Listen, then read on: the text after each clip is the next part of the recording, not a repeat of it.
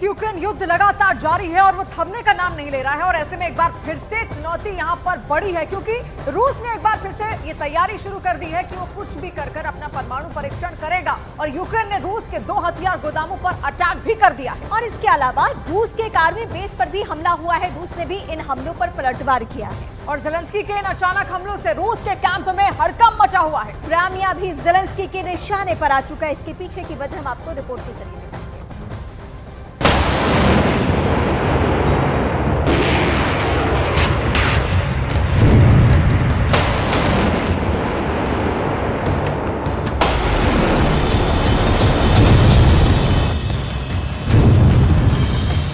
Putin ने जो कभी सोचा भी नहीं था, अब वो हो रहा है। पुतिन ने यकीन भी नहीं किया था कि रूस की ही रणनीति को फॉलो करके ज़ेलेंस्की रूस की बाहें मरोड़ने का काम करने वाले हैं।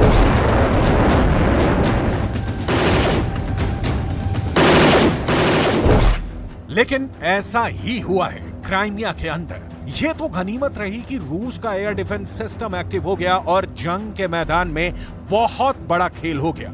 यूक्रेन के इस हमले के दौरान ज़ेलेंस्की की एक मिसाइल की काफी चर्चा शुरू हो गई है।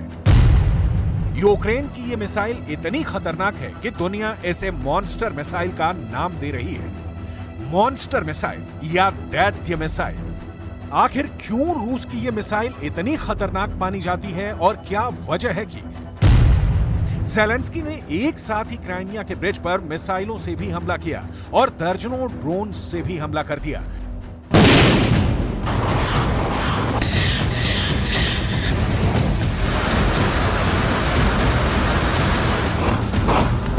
लेकिन फिर क्या हुआ? क्या रूस का एयर डिफेंस ये हमला नहीं झेल सका? क्या क्राइमिया का ब्रिज टूट गया और रूस से क्राइमिया का कनेक्शन खत्म हो गया? इन सवालों का जवाब हम आपको देने वाले हैं, लेकिन सबसे पहले यह जानना जरूरी है कि आखिर क्राइमिया ब्रिज का सामरिक महत्व क्या है, जिस पर ज़ेलेंस्की के अटैक अब बेहद आम हो चुके हैं। क्राइमिया 2014 से पहले यूक्रेन का ही हिस्सा था। 2014 में पुतिन ने क्राइमिया पर हमला कर दिया। पुतिन ने क्राइमिया को जीतकर यूक्रेन से अलग कर दिया। क्राइमिया को रूस की मुख्य भूमि से जोड़ना पुतिन का टारगेट है और इसके लिए पुतिन को खेरसोन का पूरा इलाका चाहिए। खेरसोन भी पहले मूल रूप से यूक्रेन का ही इलाका है, लेकिन अब खेरसोन के एक हिस्से पर यूक्रेन का कब्जा है और खेरसोन के दूसरे हिस्से पर रूस का कब्जा है। लेकिन जब तक पूरे खेरसोन पर पुतिन का कब्जा नहीं हो जाता, तब तक क्राइमिया और रूस की मुख्य भूमि को जोड़ने का एक ही तरीका है, समंदर पर बने हुए ब्रिज। ऐसे में 3 मुख्य ब्रिज हैं, एंटोनेव्स्की, क्राइमिया ब्रिज और चोनहार ब्रिज।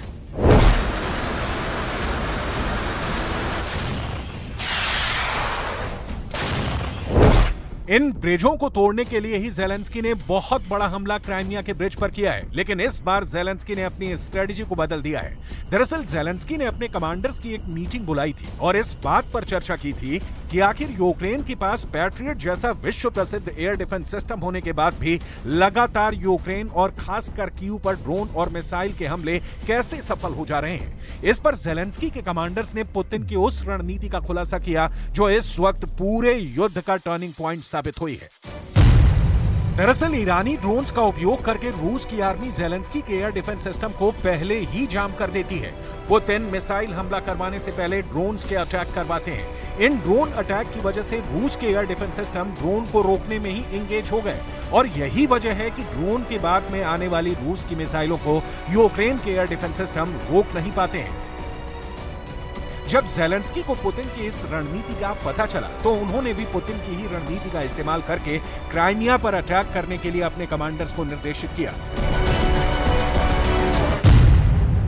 जिसके बाद 12 अगस्त यानी शनिवार को ज़ेलेंस्की ने पुतिन की ही रणनीति की तर्ज पर एक साथ 20 ड्रोन और 2 मिसाइलों से क्राइमिया के ब्रिज पर ही हमला किया। क्या हुआ इस हमले का रिजल्ट? क्या हुआ इस हमले के बाद?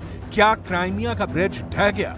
ये सब हम आपको बताएंगे, लेकिन पहले ये समझिए आखिर क्यों S-200 मिसाइल को मॉन्स्टर मिसाइल कहा जाता है। आखिर क्या है ज़ेलेंस्की की ये दैत्य मिसाइल? इस मिसाइल को दैत्य मिसाइल इसलिए कहा जाता है क्योंकि ये मिसाइल काफी ज्यादा ताकतवर है। इस मिसाइल का वजन भी काफी ज्यादा है और इस मिसाइल पर वॉर हेड यानी बारूद भी भारी मात्रा में ले जाया जा सकता है। इस मॉन्स्टर मिसाइल का वजन 7100 किलोग्राम है। इस मिसाइल की लंबाई 35.4 फीट है। इस मिसाइल पर 217 किलोग्राम तक का वॉरहेड लगाया जा सकता है। ये मिसाइल आसमान में जमीन से ऊपर 4 किलोमीटर तक की ऊंचाई पर जा सकती है और इसकी स्पीड मैक 4 है, यानी ये 1 घंटे में 4800 किलोमीटर की दूरी तय कर सकती है। लॉन्च होने के बाद ये मिसाइल 1 मिनट में 80 किलोमीटर तय करती है, यानी हर सेकंड ये मिसाइल 1 किलोमीटर 300 मीटर की दूरी तय कर सकती है।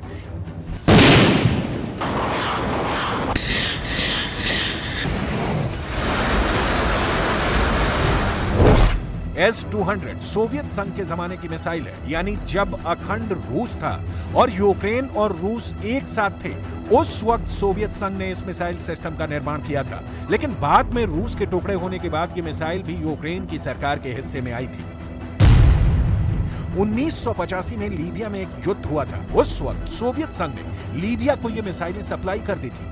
तब लीबिया की सरकार ने कई यूएस बॉम्बर्स यानी अमेरिका के बम वर्षक विमानों पर इस मिसाइल को फायर कर दिया था। 1983 में सीरिया की सरकार ने भी रूस से ये मॉन्स्टर मिसाइलें आयात की थी।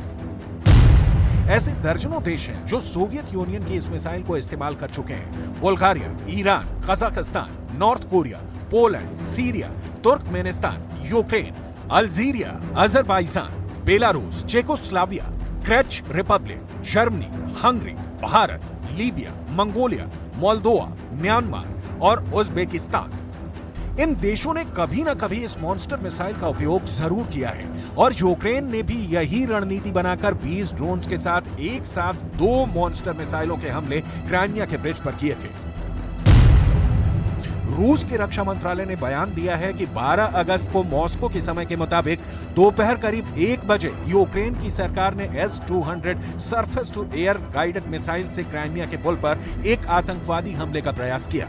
यूक्रेन की मिसाइल का तुरंत पता लगा लिया गया और रूस के एयर डिफेंस सिस्टम ने इसे हवा में ही रोक दिया। इस घटना में कोई नुकसान या हताहत नहीं हुआ।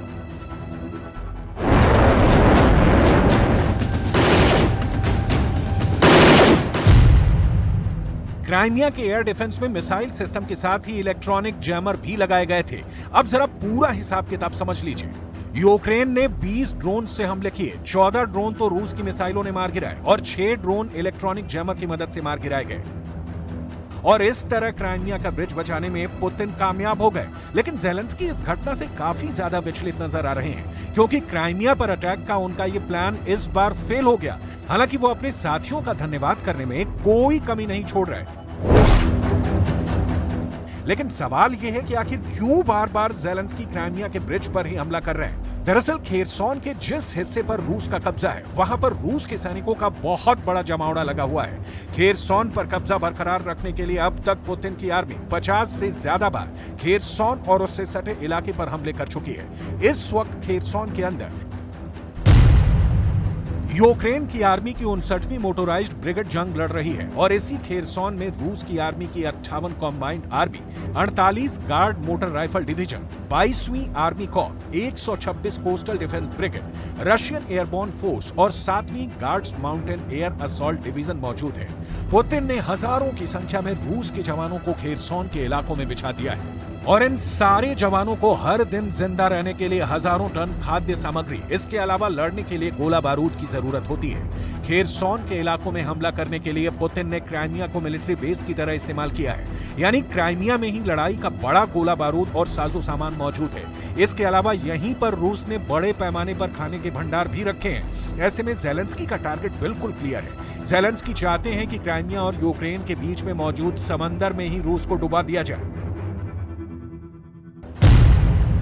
इसीलिए वो यूक्रेन के खेरसॉन में रूस के सैनिकों का दाना पानी बंद करने के लिए क्राइमिया और खेरसॉन को जोड़ने वाले ब्रिज को ही तोड़ देना चाहते हैं। कुछ इंटरनेशनल रिपोर्ट्स में दावा किया गया है कि अगर ये ब्रिज टूट जाए तो रूस की सेना को खेरसॉन पहुंचने के लिए 150 किलोमीटर ज्यादा सफर तय करना होगा। और बड़ी बात यह है कि ये 150 किलोमीटर की सड़क एक ग्रामीण सड़क है जो काफी संकरी है।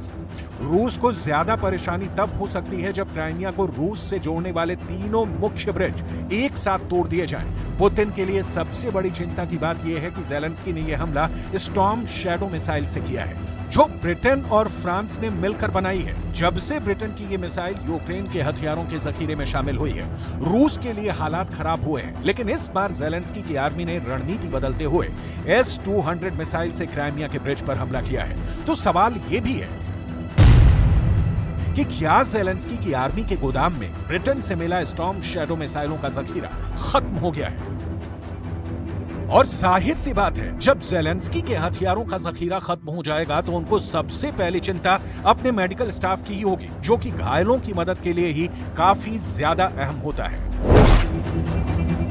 कुल मिलाकर ज़ेलेंस्की के लिए हालात बद से बदतर होते जा रहे हैं। ज़ेलेंस्की फिल्म में काम कर चुके हैं, बड़े अभिनेता रह चुके हैं, लेकिन युद्ध कोई ड्रामा या फिल्म नहीं है। युद्ध में फिल्म के नायक की तरह डायलॉग डिलीवरी से जनता को बहलाया फुसलाया तो जा सकता है, लेकिन जंग का परिणाम पुतिन जैसे फौलादी नेता ही तय करते आए हैं, जो पहले मिसाइलों की मूसलाधार बारिश करवाते हैं और फिर बयान जारी करते हैं।